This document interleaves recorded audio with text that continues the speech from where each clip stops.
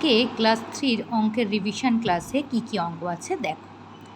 1 নম্বরে দিয়েছি 145 সংখ্যাটিকে বিস্তৃত করে কথায় লিখো।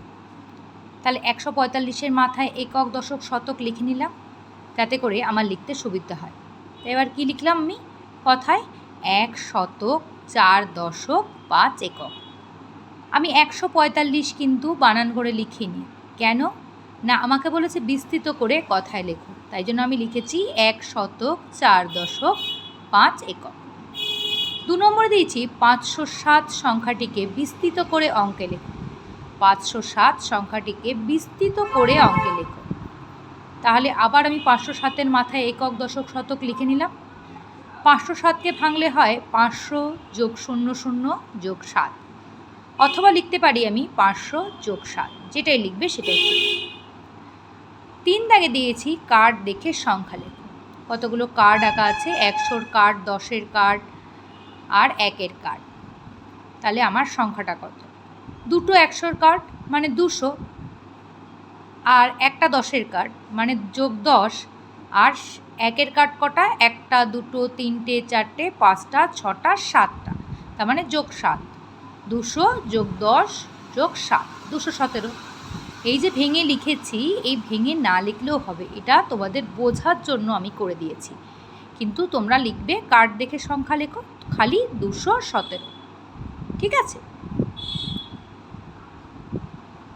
আবার 4 দাগে দিয়েছি সংখ্যা দেখে কার্ড তৈরি করো। সংখ্যাটা দেখবে, দেখে কার্ড তৈরি করবে। কীরকম না, সংখ্যাটা দিয়েছি 50। এককের ঘরে কে আছে? 0, তার মানে কোনো 1-এর কার্ড থাকবে না। দশকের ঘরে কে আছে?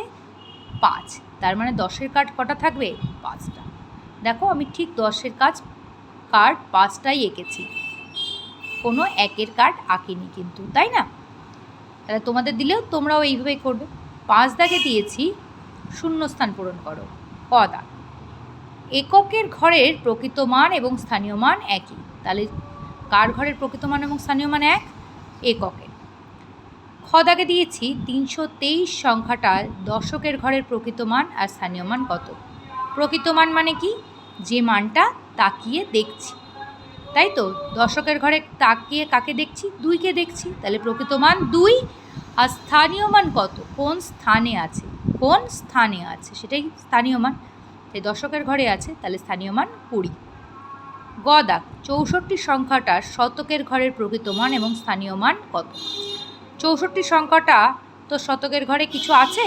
নেই, তাই প্রকৃত মান ও 0, স্থানীয় মানও 0। কিছু নেই, তাই প্রকৃত মানও 0, স্থানীয় মানও 0। এই ছিল আজকের ক্লাস। পরবর্তী ক্লাস পরবর্তী দিনে।